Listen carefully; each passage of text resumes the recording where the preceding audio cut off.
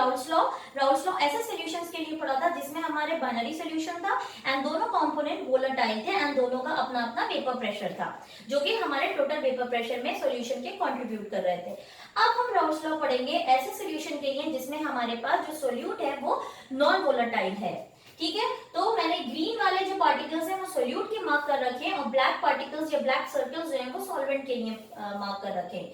ठीक है, तो अब हमारे पास सिर्फ एक ऐसा कंपोनेंट सॉल्वेंट है, सॉल्वेंट जो ऐसा कंपोनेंट है जो वोलेटाइल है यानी कि वो वेपर प्रेशर में कंट्रीब्यूट करेगा। तो एक्चुअली जो टोटल वेपर प्रेशर है जिसमें हम इससे पहले ये पढ़ा था that Pt is equal to Pa plus Pb, लेकिन क्योंकि हमारा जो कंपोनेंट B है that is not contributing to the vapor pressure, तो आप लिख सकते हैं that Pb is equal to 0, तो total pressure will be equal to only Pa. So we can write that Pa is equal to Pa not XA.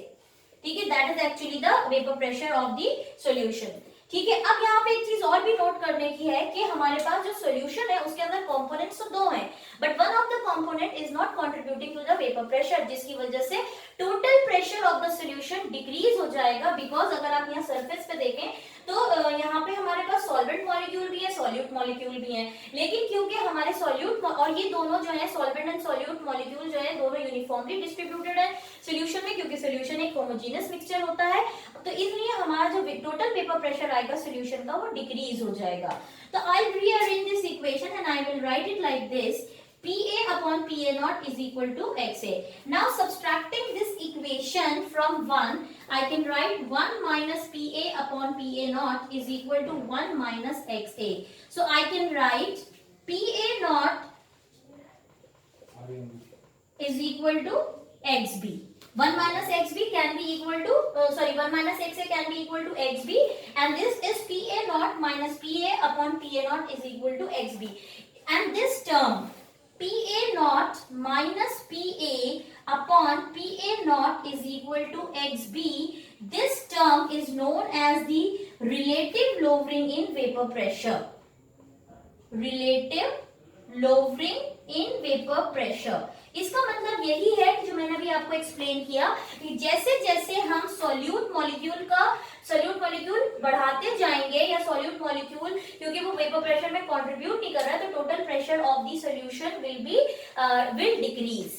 ठीक है, if I am going to plot it graphically then I am going to plot it like this, mole fraction, ठीक है, then versus vapour pressure, तो here it will be x is equal to 1, xb equal to 0, and here it will be xa is equal to 0, xb is equal to 1। तो आप देखेंगे यहाँ पे सिर्फ component A है तो जिसका अपना कुछ वेपर प्रेशर होगा, एंड जैसे जैसे आप कंपोनेंट B यानी कि सॉल्यूट मिलाते जाएंगे the vapour pressure goes on decreasing, and so this is the graphical representation of the Raoult's law for the solution containing non volatile solute.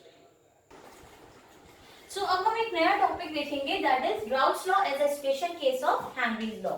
Raoul's law में हमने पढ़ा that for a volatile component vapor pressure is equal to Pa naught XA. It is the product of the mole fraction and the vapor pressure in the pure component. Henry law में हमने पढ़ा था that you can mark it equation 1. Henry law में हमने पढ़ा था for the solution of gas in a liquid where gas is a volatile component. So हम लिखेंगे P is equal to KHX. This is equation 2. So if you note both the laws, where Raoult's law as well as Henry law, you find that the vapor pressure of the volatile component is directly proportional to its mole fraction. ठीक है, लेकिन the only difference between the two expression in the equation 1 and the equation 2 is that only the difference of Pa naught, ठीक है, and this KH. तो Henry law या Raoult's law, Henry law का कैसे special case बनता है, वो ऐसे बनता है अगर आपका Pa naught is equal to KH हो जाए तो आपका Raoult's law as a special case of Henry law बन जाता है। ठीक है, दोनों में सिमिलैरिटी ये है कि दोनों का जो वेपर प्रेशर है वोलेटाइल कंपोनेंट का that is directly proportional to its mole fraction, and ये दोनों ही law Raoult's law as well as Henry law is applicable for the volatile component in the solution. दोनों में डिफरेंस कहाँ आता है, only the difference comes when here in the proportionality constant, here Pa naught and here it is KH। लेकिन अगर हमारे कुछ ऐसे लिक्विड सॉल्यूशंस होते हैं जहाँ पे हमारा जो सॉल्यूट होता है it behave ideally according to the Henry's law in terms for range of the for some range of the mole fraction then हमारा जो KH होता है वो PA नॉट के बराबर हो जाता है और हेनरी लॉ हमारा special case of Raoult's law बन जाता है।